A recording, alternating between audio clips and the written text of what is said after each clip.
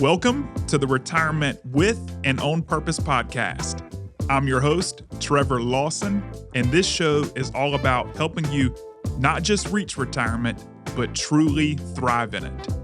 You've put in the work, now let's make sure you can enjoy every moment to the fullest.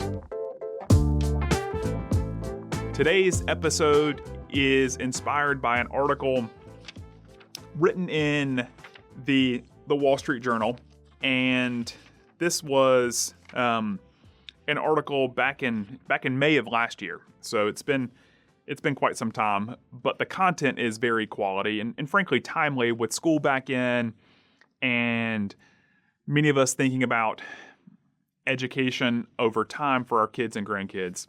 Today we're going to talk about the pros and cons of 4 alternatives to 529 plans for college.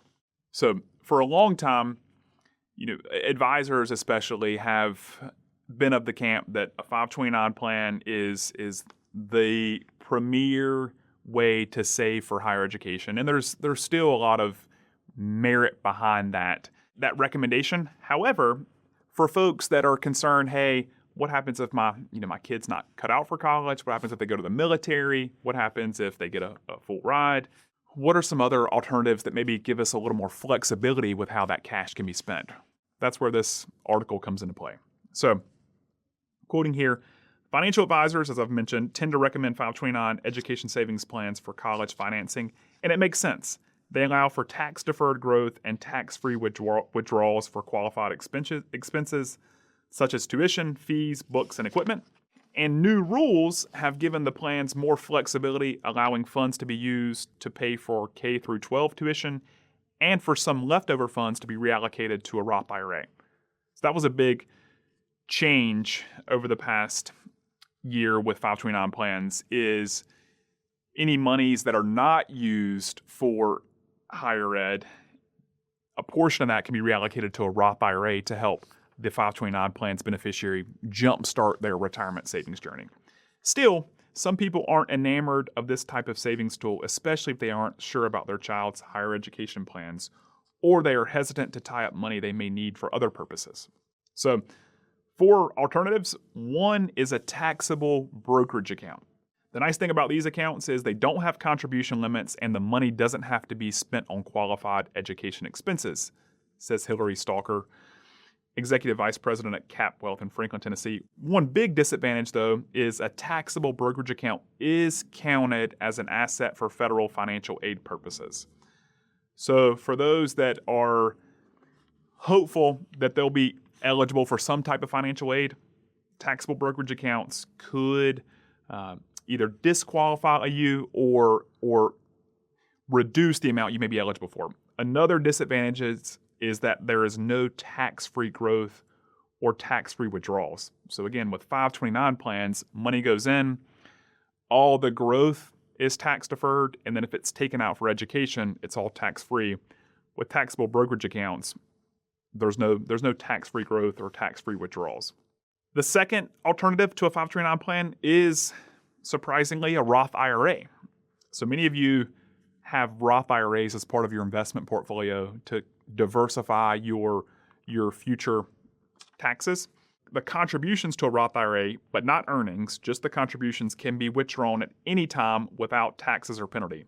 These funds could be used to supplement savers' college financing sources without dipping into investment earnings. So just remember, with a Roth IRA, your contributions can be withdrawn anytime penalty-free and could potentially be used to pay for education.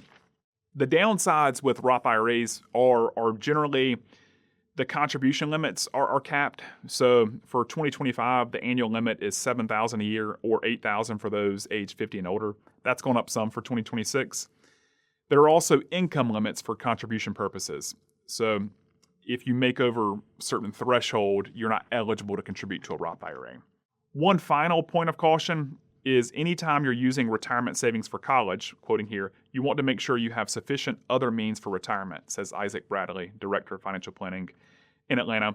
So that's a very good point there. I tell my clients often that we can borrow money for college and higher ed. We can't borrow money for retirement. So if it comes down to whether we should be prioritizing our own retirement or college savings because of the borrowing capabilities that are offered with college and not with retirement. We should generally give a nod to our own retirement.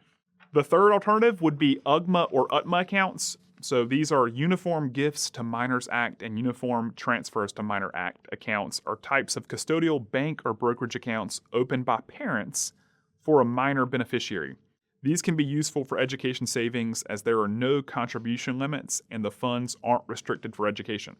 However, again, just like a brokerage account, these types of accounts also have one of the highest impact on financial aid because funds count as student assets for federal financial aid purposes. That's a big disadvantage of these accounts. Another disadvantage is that the child gains control of the asset at the age of majority, which could be 18 or 21 depending on the state, and some parents might not want that. So that's been a big disadvantage for this type of account in general, not just for college savings, but because the child has control of that account at their age of majority, that can sometimes discourage parents from having these to begin with because they're not sure their kid's going to be just responsible enough at that age to take over full control. The final alternative to a 529 plan is whole life insurance. Yes, whole life insurance that has cash value. A note of caution here, though, is parents who opt to go this route should aggressively fund a policy when their children are young so the cash value grows enough to use for college, says Kirby. They should also keep in mind that this type of insurance offers fixed returns, often in the range of 1 to 3.5% annually, which may be lower than what parents may be able to achieve through other investments. So if you're going to go this route of using whole life insurance, I would strongly urge you to start this type of savings early. And again, you want to fund it aggressively to give the cash time to take off before the child reaches college age. Also, whole life insurance premiums are often more expensive than simply buying mutual funds or ETFs in a taxable brokerage account, for example. This is because insurance premiums cover various costs like the cost of the insurance, administrative fees, mortality charges, and fund management. So of the four, that would be the one that, in my professional opinion, you might want to consider last. The other three, taxable brokerage accounts, Roth IRAs, UGMA and UTMAs, could be compared against the 529 plan, but ultimately, despite having alternative choices, for those that are wanting to save for higher education, and because 529 plans, there's a lot of flexibility around how they can be used now for K through 12 education, and again, a portion of that can be rolled into a Roth IRA if not used for education. There's still a lot of pros for 529 plans, but these are just some alternatives to help you make the best decision possible for you and your family when it comes to saving for education. I hope you found today's content very insightful and gives you some food for thought when thinking about the best way to save for education with your own family. As always, please don't hesitate to reach out with any clarifying questions, and I will look forward to being with you again soon. Take care. Thanks for tuning in to the Retirement with and On Purpose podcast. I hope you're walking away with new ideas and a fresh perspective on how to make the most of your retirement journey. And remember, retirement isn't the end. It's your time to live with purpose. Until next time, I'm Trevor Lawson. Here's to a fulfilling and thriving retirement.